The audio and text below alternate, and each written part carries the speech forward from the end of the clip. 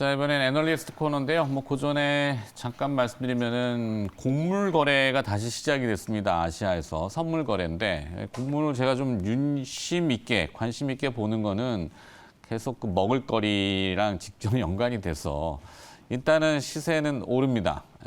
밀 가격도 밀 선물도 오르고 콩 선물, 대두 선물이 지금 한 1.4%, 옥수수 선물이 1.5%.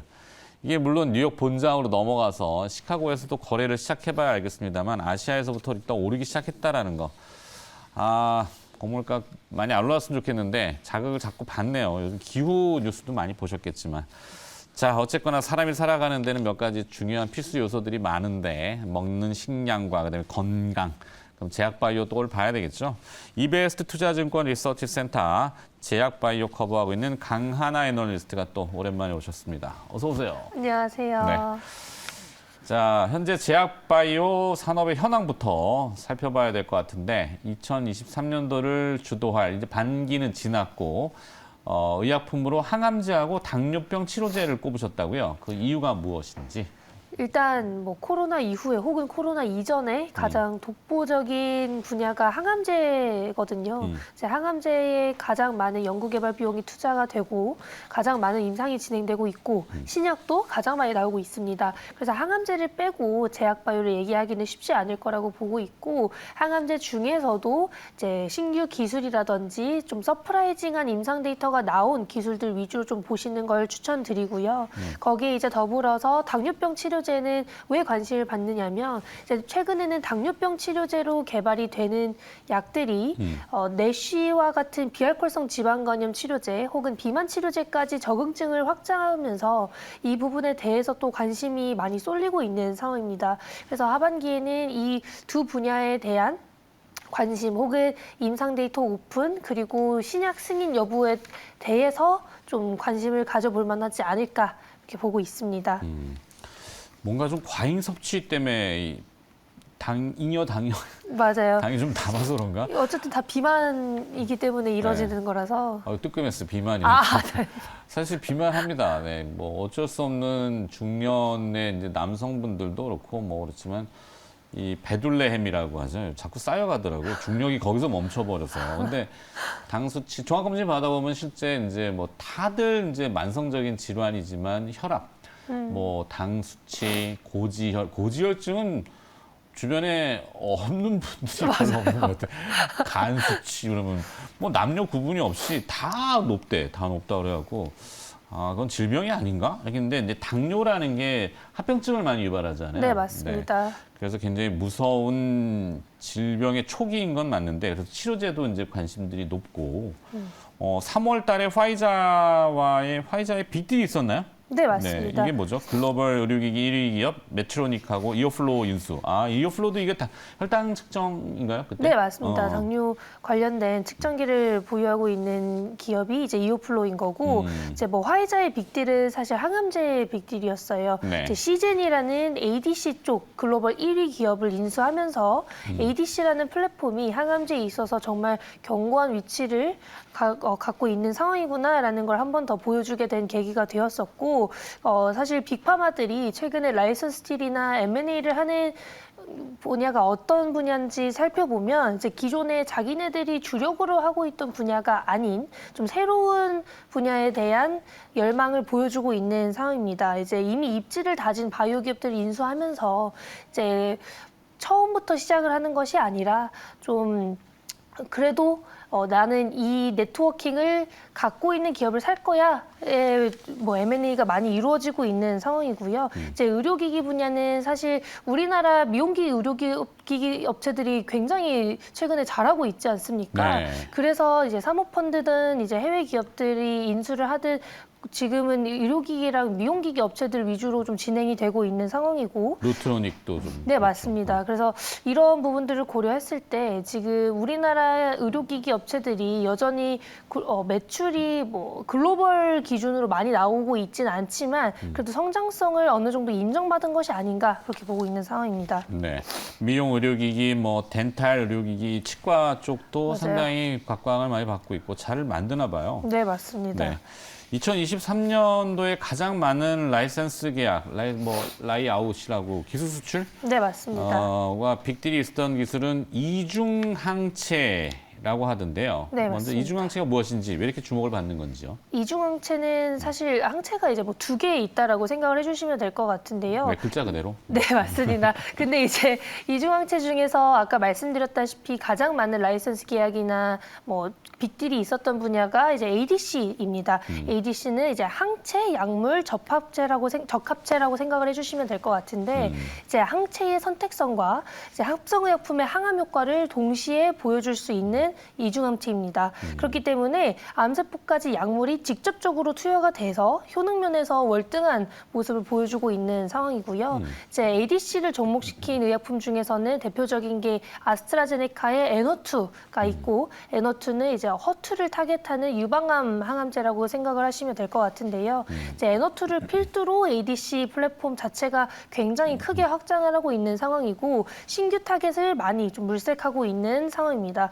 그렇기 때문에 이제 ADC가 이제 항암제에 있어서 신규 기술로서 좀 업사이드를 많이 보여주고 있는 상황이기 때문에 항암제는 신규 기술이 서프라이징한 임상 데이터를 보여줄 때 가장 많이 성장을 하게 됩니다. 그래서 지금 시기가 이제 ADC를 필두로 조금 더 제약바이오 호황기를 이끌어낼 수 있는 시기가 아닌가 이렇게 보고 있습니다. 네. 그렇죠. 사실 양리 전달. 그러니까 이게 이게 암세포를 체외로 꺼내서 네. 뭔가를 하면은 대부분 죽잖아요. 그렇죠, 맞죠. 자외선만 조사시켜도 네, 다 죽는, 맞습니다. 세포는 죽는 거죠. 근데 이제 체내에 있으니까 그게 자꾸 이제 막 증식되고 그렇죠. 안 정상세포하고 죽고. 섞여 있고 맞아요. 또 장기하고의 유착이 되어 있고 그러다 보니까 거기까지 약물을 전달하는 게 너무나 난해하다. 그쵸. 이게 어려운 거죠. 참 뭐 생각해보면 단순할 것 같지만 아주 복잡하다는 게 인치신비인데 글로벌 트렌드를 따라서 최근에 우리나라도 그래서 그런 확률적인 것을 높이기 위한 작업들 네. AI, 네. 바이오의 전팝 루닛이라는 기업의 맞아요. 주가가 지금 뭐 워낙 강하고 맞습니다. 네. 오늘도 엄청 많이 어이구야, 오르고 뷰노, 있는데. 네, 루닛 뭐 관련 군이 있지만 뭐 제일 무거운 건 신테카 바이오. 네, 맞습니다.